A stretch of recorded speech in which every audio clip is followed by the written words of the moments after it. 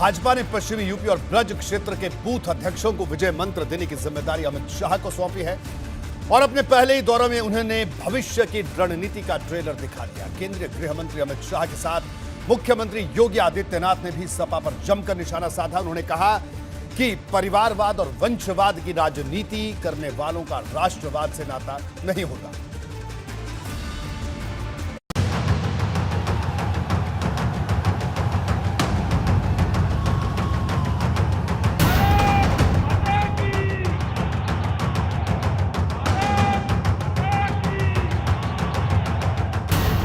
नामक राक्षस का वध कर असत्य पर सत्य की जीत कराई, तब उनको शाकंभरी के नाम से लोगों ने पूजना शुरू किया, जो शक्ति और संपन्नता दोनों की नदी।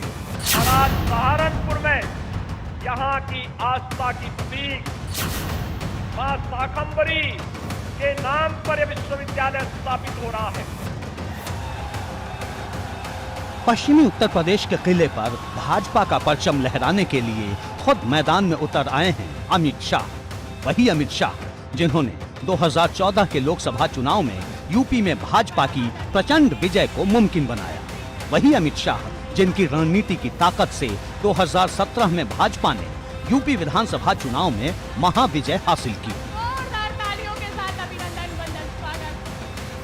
अब शाह उस पश्चिमी यूपी में पार्टी की जीत की राह आसान बनाने खुद दस्तक दे चुके हैं, जहां इस बार मुकाबला कठिन माना जा रहा है।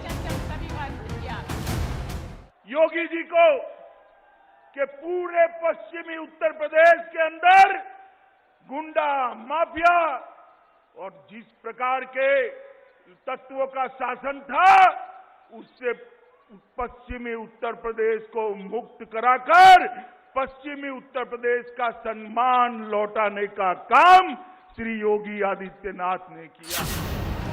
अमित शाह ने यहां सबसे तीखा हमला समाजवादी पार्टी पर किया और इसके बाद बसपा और कांग्रेस को भी निशाने पर लिया।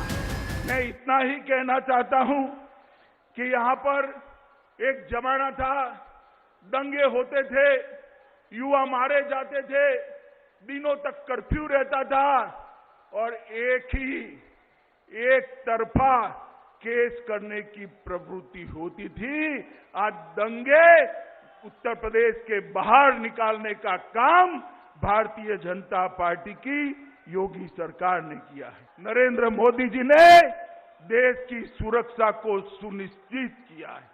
कांग्रेस का जमाना था, सपा बसपा कांग्रेस को समर्थन करते थे।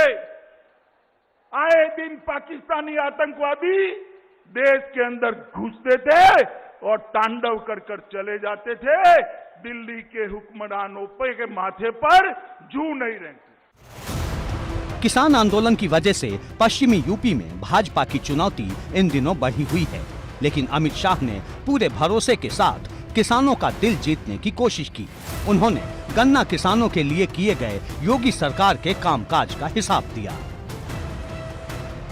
उत्तर प्रदेश में जो विकास हुआ है, उसमें विशेषकर पश्चिमी उत्तर प्रदेश के अंदर गन्ना मिलों को बंद कर अपने चट्टो बट्टों को बेचने का बड़ा षड्यंत्र चलता था।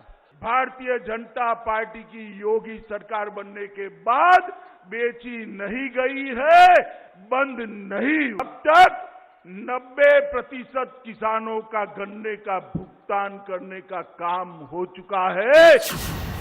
अमित शाह ने सहारनपुर में उन मुद्दों को भी लोगों के सामने उठाया जिस पर पार्टी ने बड़े वायदे किए थे।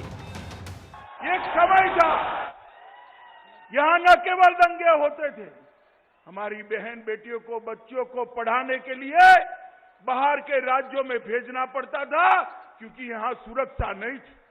उनका सम्मान यहां पर संभाला नहीं जाता था, उनको अपमानित किया जाता था। आज पश्चिमी उत्तर प्रदेश को किसी भी मां, बेटी, बहन को पढ़ने लिखने के लिए बाहर जाने की जरूरत नहीं है, किसी की मजाल नहीं है बेटों के साथ दुर्व्यवहार कर पाए। मैं आज आप लोगों के सामने कह रहा हूं कि जो अवैध कत्लखाने चलते थे, उसको बंद कराने का काम योगी सरकार ने कर आज प्रदेश के अंदर एक प्रकार से कानून का शासन लाने का काम किया है।